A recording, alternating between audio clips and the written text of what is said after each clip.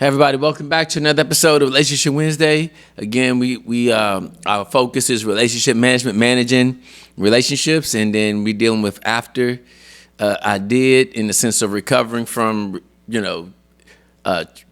setbacks and different things we may deal with relationships. And you understand, no matter what we do, one thing I want to say is I just thank God for His grace and His mercy, meaning that no matter what decisions we make or what other decisions other people make, God is bigger than our choices. So I just want to speak to maybe there's certain people in our world and what we believe, like if we did things that were not in line with the way God designed, God still has a plan. So like even if we had children out of wedlock, God still works it into His plan. I mean, this is what I learned, like when I began to study like our faith pioneers that we preach about, how David was a murderer and an adulterer, but God used him mightily. Moses was a murderer. He murdered somebody, went to the wilderness, and God used him mightily. Abraham lied. There were people who did things before the law. They slept with their family members and stuff, and God still used them mightily. What I'm saying is that God's grace is bigger than our choices. And one thing I realized, no matter what we've done, no matter how it happened, God always still has a plan for us, and He works all of our choices into His plan. So for whoever this is for, I just want to let you know that your best days, and from God's standpoint, are always going to be ahead of you. We just got to trust Him and just understand that things may not went the way I thought they should, but God still always has a plan. And no matter what happened, and the scriptures illustrate that through lost people who lost loved ones that we didn't foresee should happen, God still has a plan. Those who have lost children, lost parents, have lost loved ones, people who the marriage didn't work out, the business didn't work out, and no matter what it is, God says, I always got a plan of recovery for everything. Why? Because He's God. That's what makes Him God. That's what makes Him so great. And so the caveat is that we don't always see the big picture, and we don't always see the way. In sometime when we're in the midst of our loss in the situations, but I just want to let you know that even though we may not see it, we just got to trust God and just know that He still has a plan and a purpose. So let's continue and get back to what we were talking about: contract versus covenant relationships, dealing with expectations, and making sure that we're classifying relationships the same way. My scriptures keep telling it, but it says, Proverbs 17:17, it says, a friend loveth at all times, and we dealt with that a little bit last week, but it says, a brother is born for adversity. And so I love that. It says, a friend loves at all times. And we really talked a little bit about what real friends are, but you got to be careful about the people who you call to help. You got to make sure that you don't classify them as your core friends, because your core friends, there's something God does. He knits them together. And also I want to say this too. How can I put? Friends got people where, how can I say? Trying to make sure I say it the right way.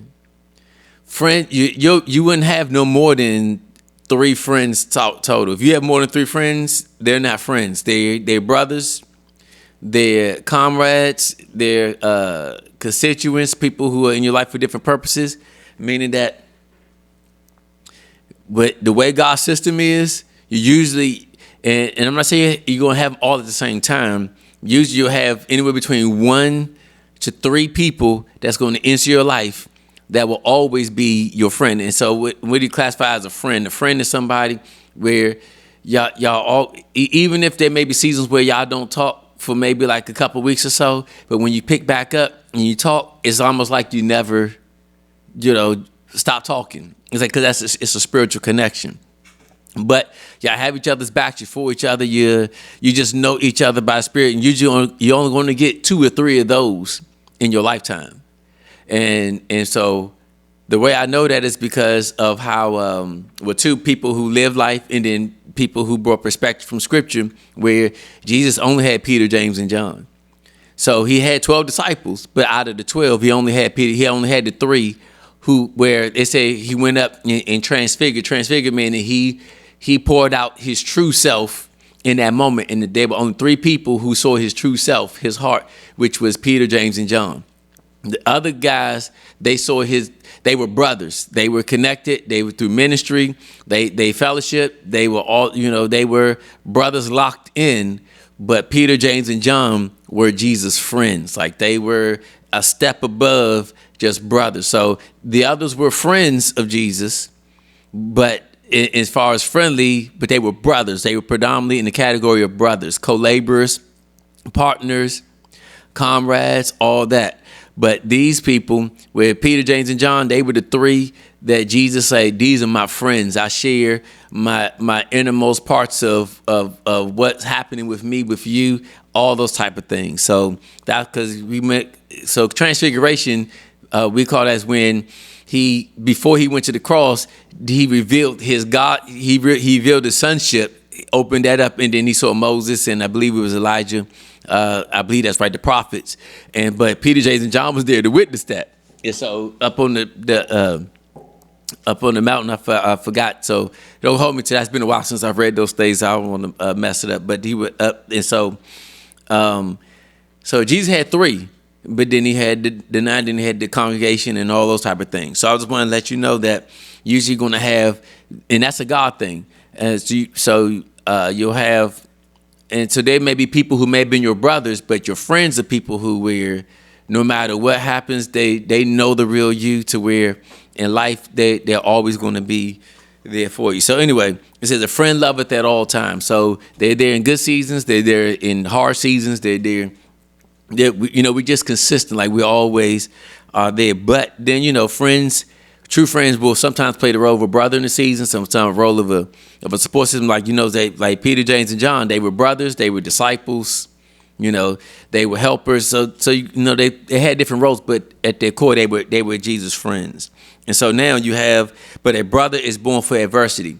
So what does that mean? These are people coming to your life where they lock hands with you, and these are people you connect to in a season, meaning that they are people who help you when you're in a down season, or they help you in a good season. Like you have a vision, they're going to come into your life, they help you get to that vision. Or if you're in a down season, they help you get through that season. Brothers are born for adversity. Like they're in, and you may stay cool with each other and comrades, and you may have a good fellowship. You may even go out from time to time, but they're your brothers. Like these are people who, because a lot of times they be like, remember when we used to hang out, this and that, but we don't do that as much anymore. That a lot of times with those type of people, those were people probably in your life for a season where it was necessary, because y'all were holding each other up for that season. But because it's not as necessary, you may not talk as much, whatever, because the season is over. You may be cool or whatever, but that's what that means, is that a brother is born for adversity. I always look at it like this may not be the best illustration, but you ever notice how sometimes we have elementary friends, then we have middle school friends, then we have high school friends, then we have college friends. And so each one in different stages and seasons of our life, we have friends. Certain people grow up in community. Some people stay friends forever. But do you know that sometimes you have your core, but then you have other people who swap out based off of what season of life you're in. And so, and just understanding that, and meaning that don't be mad when they're in your life, or see they're in for the purpose. So sometimes it can be, I gotta say, like I'll say that contractors can be, because they can be people who are contractors. You see them every day, they helping, they fix them. But once they finish the job, y'all cool and stuff, but you don't see them every day anymore. Why? Because the purpose of that season is over. So friends are there for you. Brothers are usually there for whatever season you're in. So just make sure you clarify that. Brothers are in your life more on a day-to-day basis based on the season. Once the season is up, sometimes they'll come with announcements, then either the time that you spend, or you may not even see each other ever again. Just depends on the nature of those things. But brothers are in for a season, for the season, and friends are really there for you. And that's what makes it different. And they're there through all different types of seasons. So I want to really go back to an old teaching I did a long time ago, where you have the tabernacle level of friends. You have your outer court, your inner court, and your holy of holies.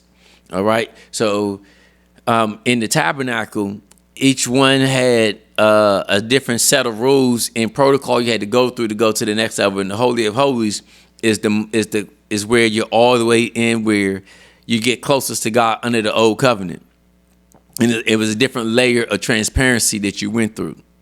And so one of the things that I would say when we're developing relationships, you need to always start with the outer court, meaning that don't give people your heart, which is information. Remember, your heart is the root, the foundation of true relationship is intimacy, intimacy, which means that I'm sharing information about what's happening with me that other people normally don't get, because you're getting closer to me. That's the reason why you shouldn't be going, if you go out on dates with people, you shouldn't, just divulge all your personal stuff day one. Just talk about basic stuff.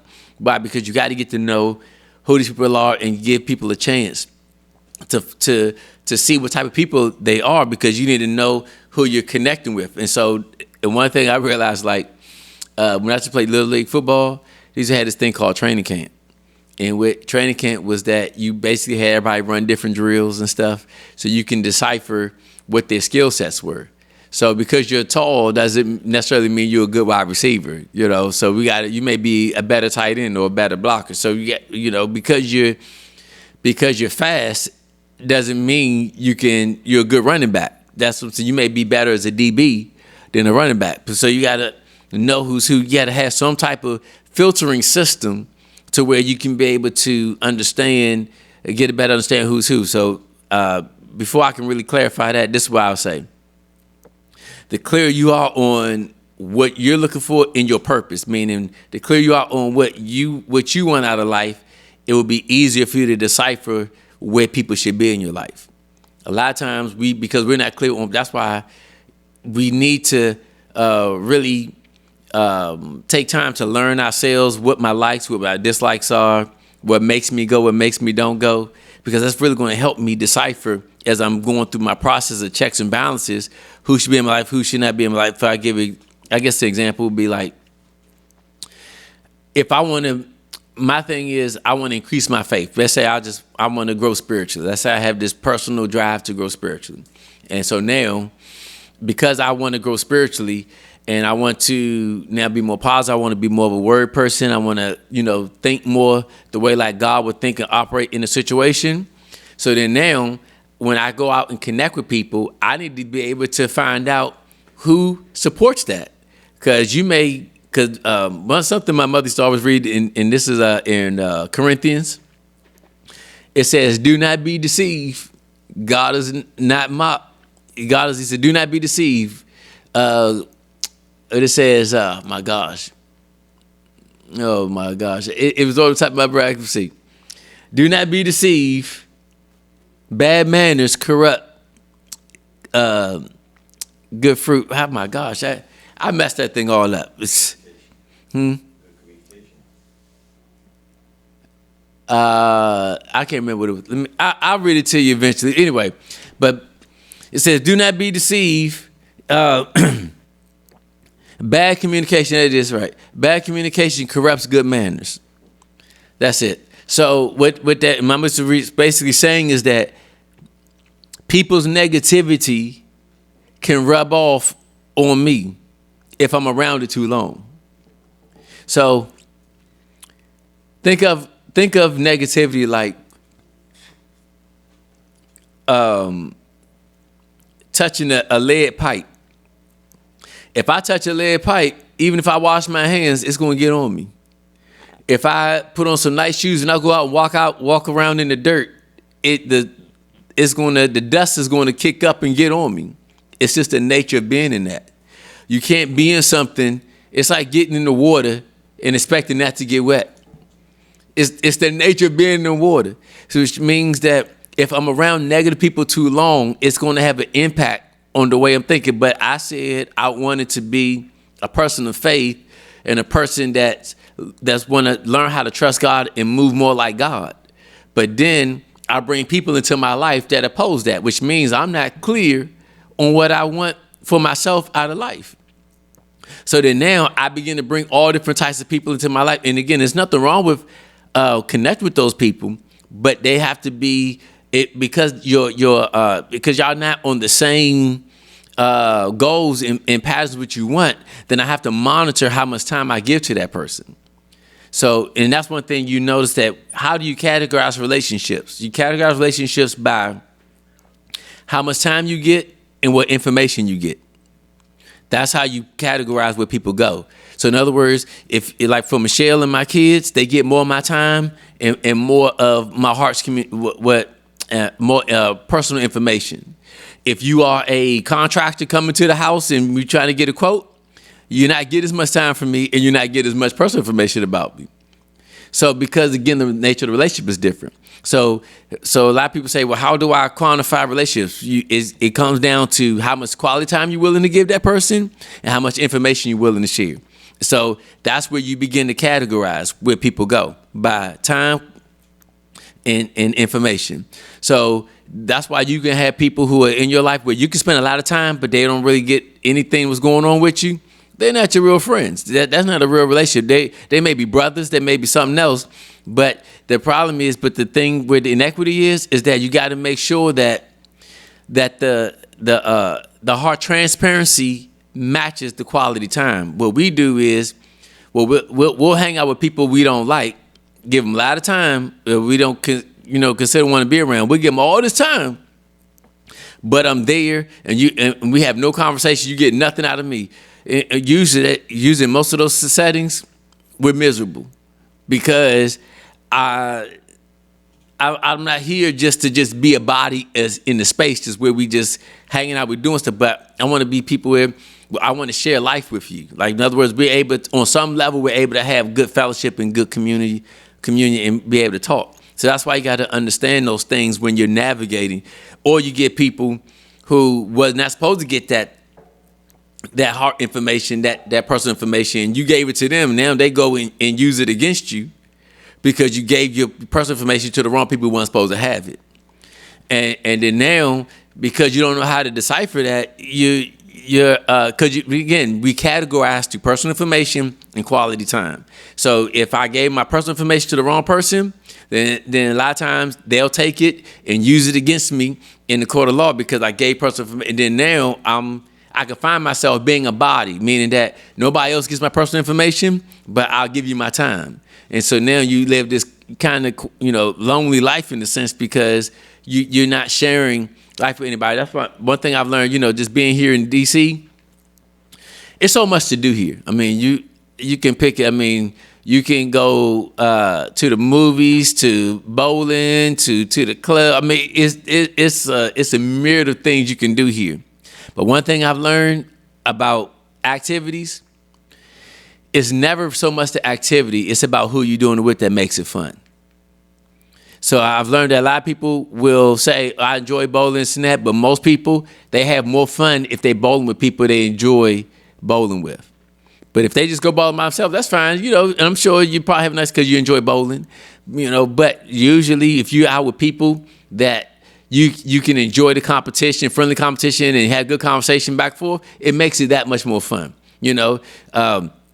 Going to the movies. When you go to the movies, it's great. You can go buy something. There's nothing wrong with those things, but it's always great where you can come out and then maybe have conversation about, what would your takeaway from this and that. And it ain't even about that whether the movie's good or bad. It's just being able to have somebody where you can just talk and share about, hey, I like the movie, I didn't like the movie, I like this, it's just because, again, it's all part of our human interaction with one another because God is a relational God. So we need to have good relationships, but we need to know who and where they be. And I'm saying outer court, inner court, meaning that you got to take your time to get to know people. So to know who gets what by when. So that's actually a leadership principle, meaning that when you want to get a job done, you need to know who you're dealing with. You need to know what they need to know and when they need to know it. So same thing in relationships. You need to know who you're dealing with.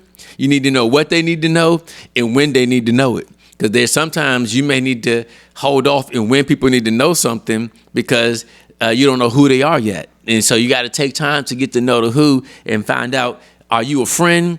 Are you a brother? Are you a contract relationship? Or you a covenant? Like, you got to know these things so I can properly discern and decipher who's who.